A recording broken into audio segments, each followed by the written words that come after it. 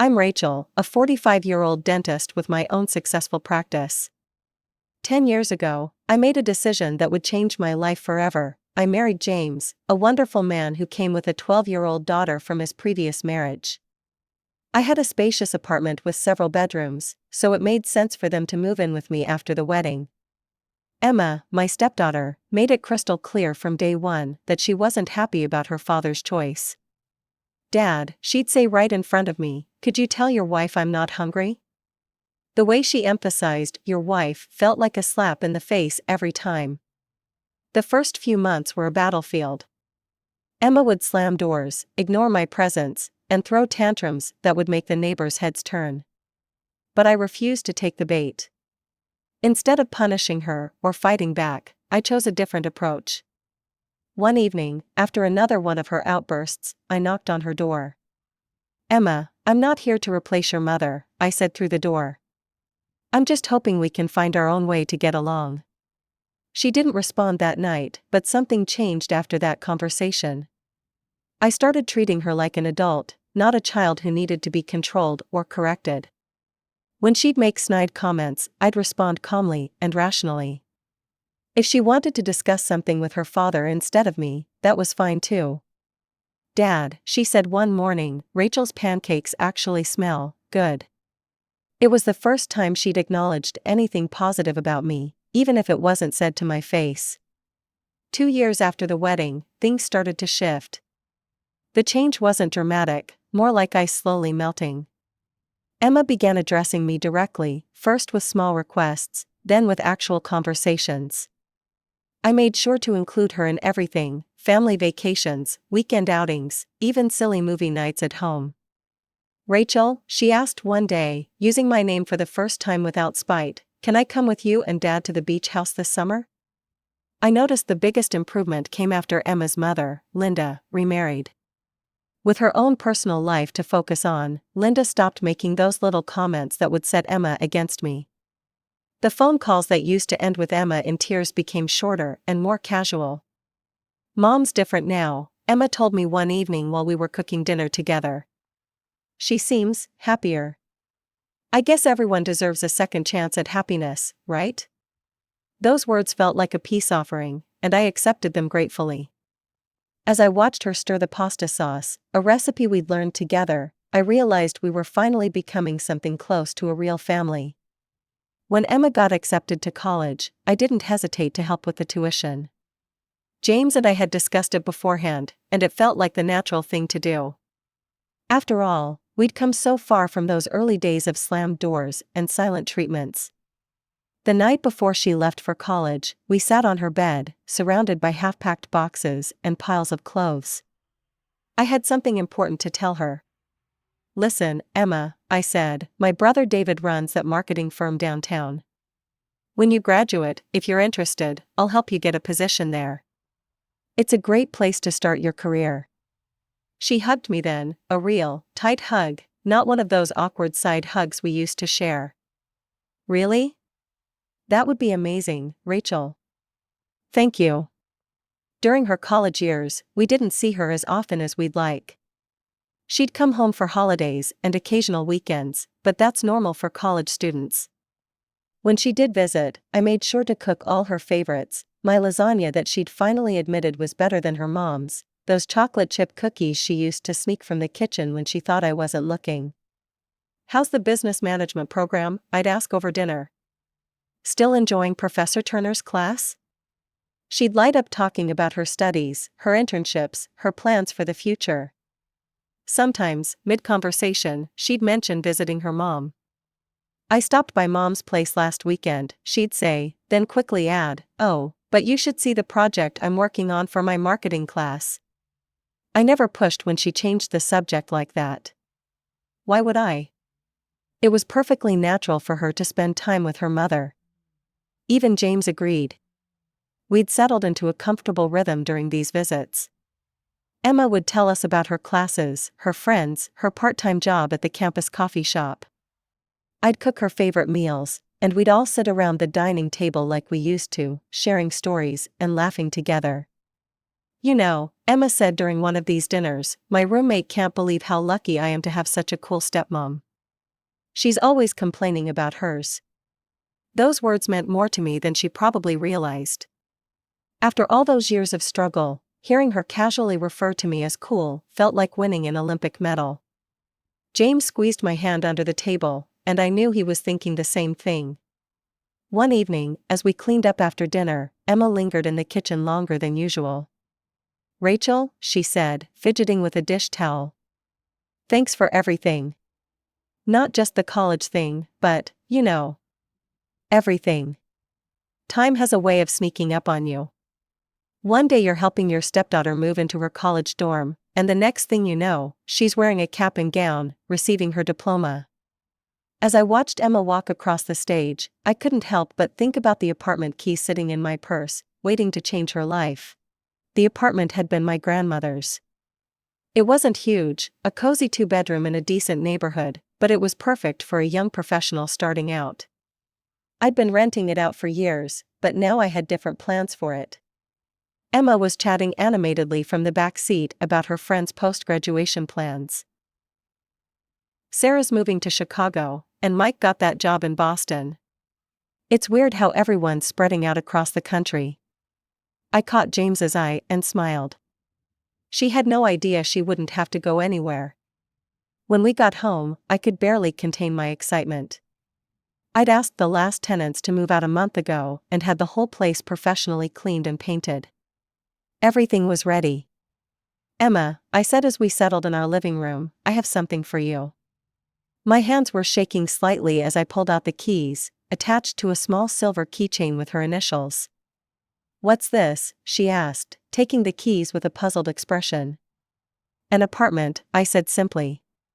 My grandmother's old place. It's yours now. The room went completely silent. Emma stared at the keys in her hand, then at me, then back at the keys. James's mouth had dropped open. Are you serious? Emma's voice was barely a whisper. Completely serious. You'll need your own place now that you're starting your career. Maybe even a family someday.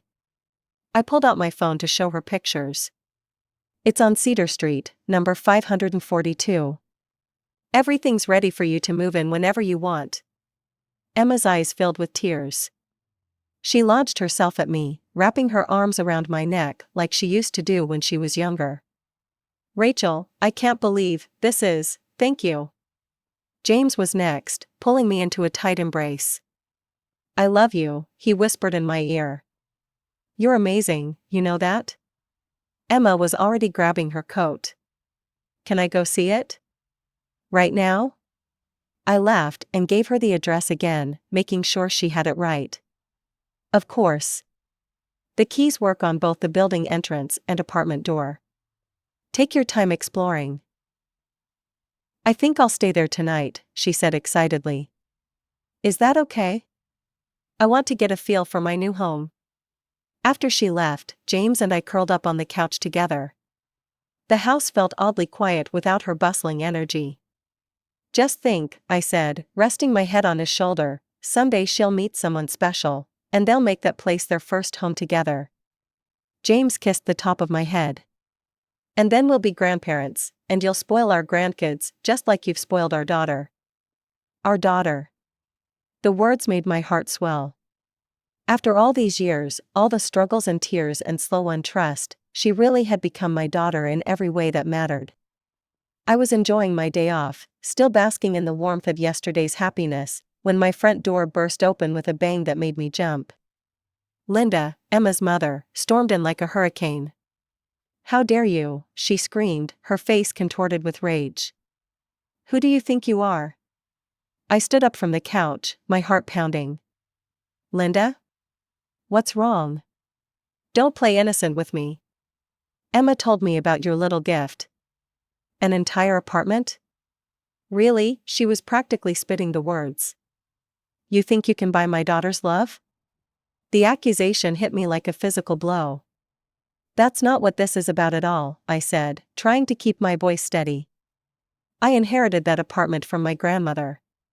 Oh, how convenient, Linda cut me off. pacing our living room like a caged animal. You just happened to have a spare apartment lying around? And you just had to give it to my daughter, knowing full well I could never match such an expensive gift. Linda, please, I attempted to explain, my hands raised in a placating gesture. I love Emma. She's like a daughter to me. I just wanted to help her start her adult life. Love her? Linda's laugh was harsh and bitter. You've been trying to replace me since day one. First with the fancy vacations, then paying for her college, and now this? She stepped toward me, her hand raised, and I instinctively stepped back. Before anything could happen, James appeared from nowhere, grabbing Linda's wrist.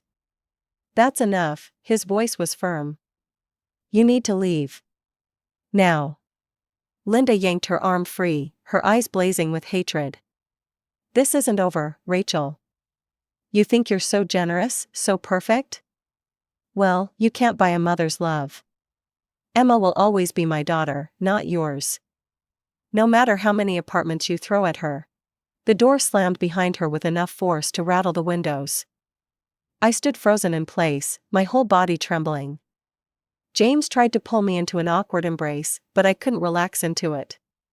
My mind was racing, replaying Linda's words over and over. Had I really been trying to buy Emma's love all these years? Was that what everyone thought? She's wrong, James said softly, but something in his voice sounded uncertain. You know she's wrong, right? I nodded mechanically, but inside, I felt like my whole world had started to crumble. 10 years of building trust, of careful steps forward and occasional steps back, all reduced to accusations of bribery and manipulation. Emma showed up the next morning, looking like she hadn't slept. She shuffled into the kitchen while I was making coffee, barely meeting my eyes. Emma, about yesterday. I started. I don't want to talk about it, she cut me off, her voice flat. Without another word, she turned and disappeared into her old room. I stood in the kitchen, coffee pot in hand, listening to her door click shut. The sound felt final somehow, like a judge's gavel coming down. Throughout the day, I could hear her fingers tapping against her phone screen, probably texting someone, her mother, I assumed. When Emma finally emerged for dinner, the silence had morphed into something worse. She pushed her food around her plate, phone still clutched in her left hand, before suddenly announcing, I'm throwing a graduation party at La Maison next weekend. Relief flooded through me. Finally, a chance to move past this awkwardness. That's wonderful. I can help you plan everything. La Maison is expensive, but we can.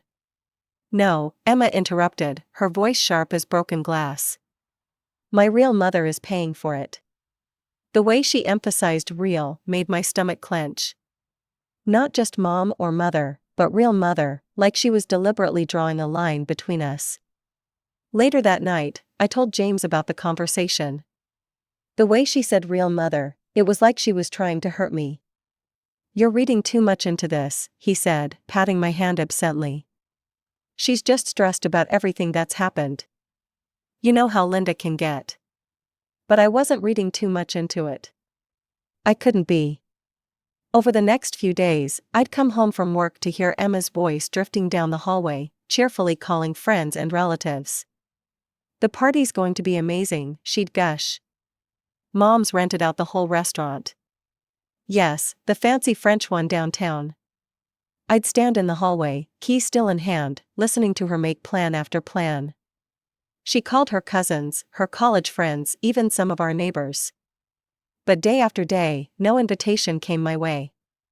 Each time I heard her on the phone, each new person she invited, it felt like another brick in a wall being built between us. A wall I hadn't seen coming until it was almost complete. One evening, I overheard her talking to someone, probably her mother, in hushed, excited tones.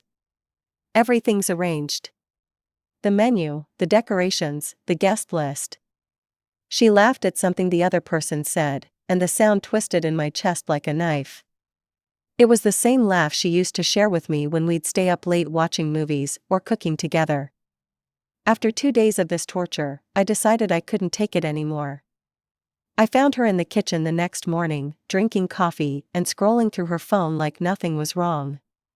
Like she hadn't been systematically inviting everyone except me to her graduation party. "Emma," my voice came out shakier than I intended. "Can we talk about the party? I haven't heard any details yet." "What time should we?" "You're not coming," she cut me off, still not looking up. "What?" The word came out as barely more than a whisper. Now she did look up, and I barely recognized her expression.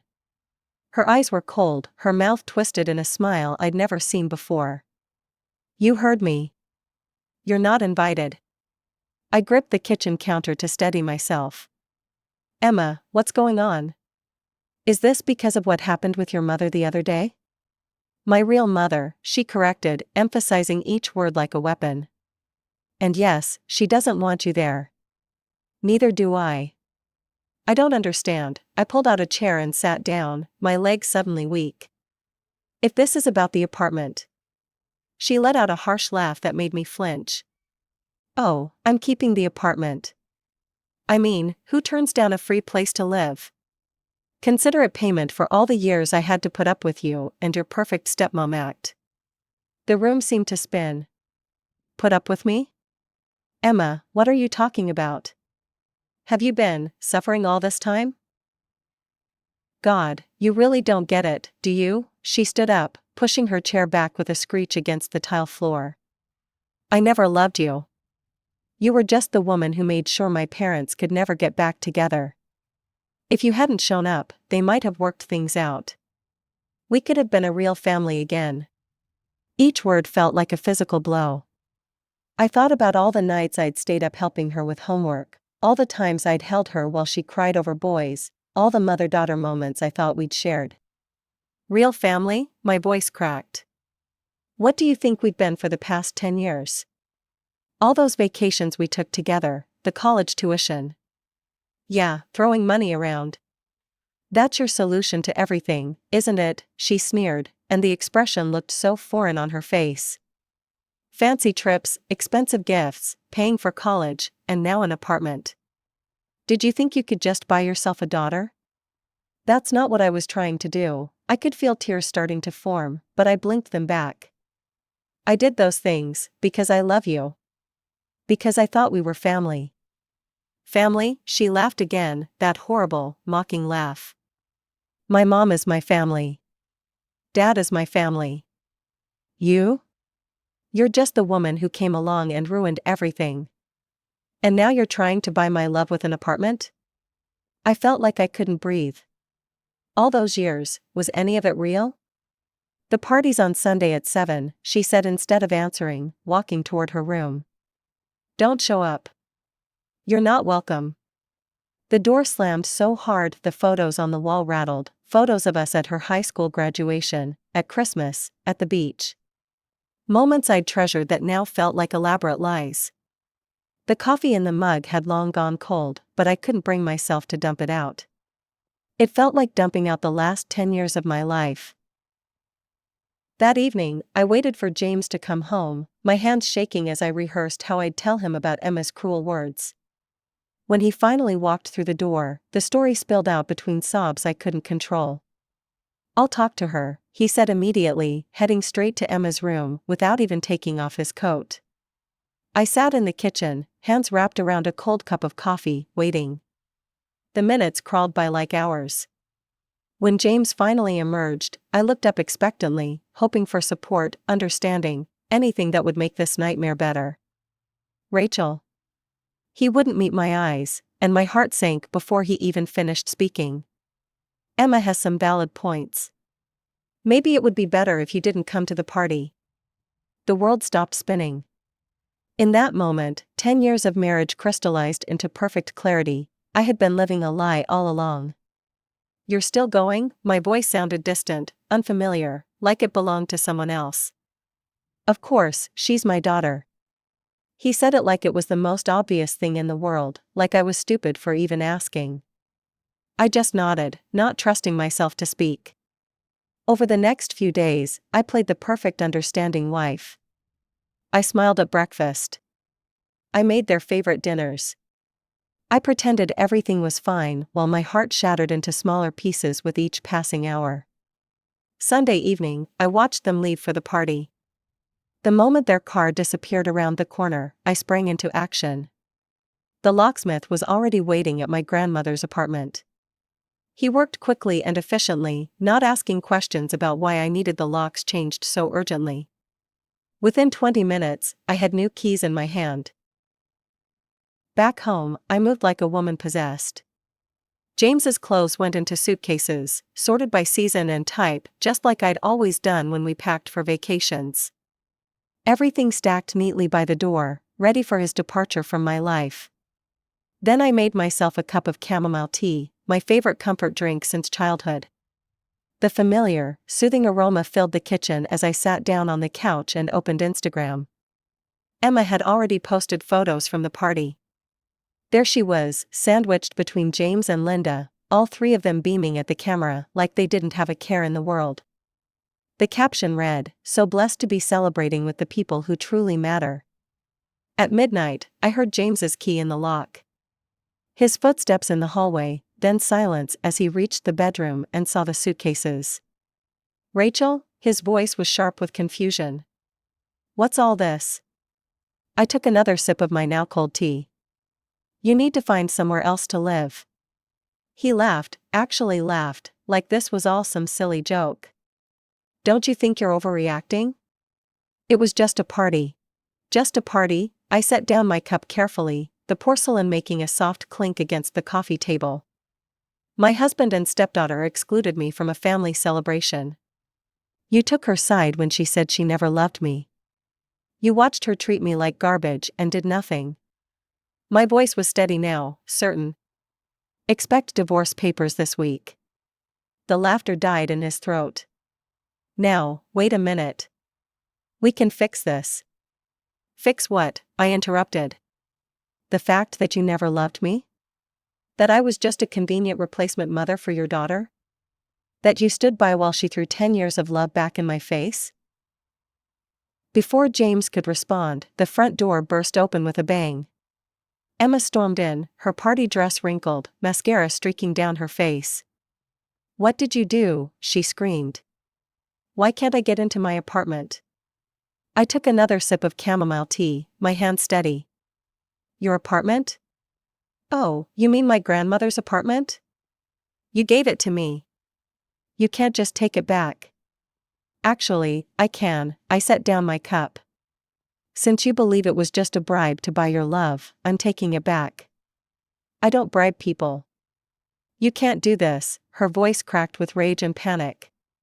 "I can and I did. And while we're at it, I called my brother this morning. Don't bother applying for that position at his company. I told him you're no longer part of the family." Emma's face crumpled. "That's so cruel. How can you do this to me?" "Cruel," I stood up slowly. "Cruel is pretending to love someone for 10 years. Cruel is taking everything they give you while secretly despising them. Cruel is excluding them from your graduation party and posting photos about your real family." James finally found his voice. "Rachel, you're being unreasonable." "No, I'm being clear for the first time in 10 years, I turned to face them both. This is my apartment. You are no longer my family. I want you both out. Now." Emma burst into tears and ran to her room. I could hear she slamming drawers and closet doors, crying and cursing as she packed. James kept trying to talk to me, but I turned up the kitchen faucet to drown out his voice. 30 minutes later, Emma emerged with her suitcases. Her face was red with fury. "You're a horrible person," she spat. "You're worse than I ever thought. I hate you." "Goodbye, Emma," I said calmly. "James, don't forget your golf clubs in the garage." They left, the door closing behind them with a final click. I stood in my silent apartment, breathing deeply for what felt like the first time in days. The next morning, my phone exploded with messages. Linda called 17 times before switching to texts, each one more hostile than the last. "How dare you take back the apartment? You manipulative witch. I'll sue you for this." James's messages were different, pleading, apologetic. Please talk to me. We can work this out. I'm sorry about everything. Emma tried both approaches. I didn't mean what I said. You're ruining my life. Please, Rachel, I'm sorry. I blocked them all without responding. 10 years of manipulation and lies had finally become clear. They'd used me, for my money, my apartment, my connections. Well, no more. The divorce proceedings were quick, thanks to our prenuptial agreement. James tried to claim half of my assets, arguing about his contributions to the marriage. His lawyer's face fell when mine produced the prenup James had signed a decade ago. Through mutual friends, I heard they'd found a small 2-bedroom apartment across town. Emma was struggling to find work, without my brother's help. James had to sell his golf club membership to afford the security deposit. The apartment feels bigger now, emptier. But it's mine. Every morning, I make my chamomile tea and sit by the window, watching the sunrise. No more cooking elaborate meals for ungrateful family members. No more paying for someone else's dreams. No more pretending.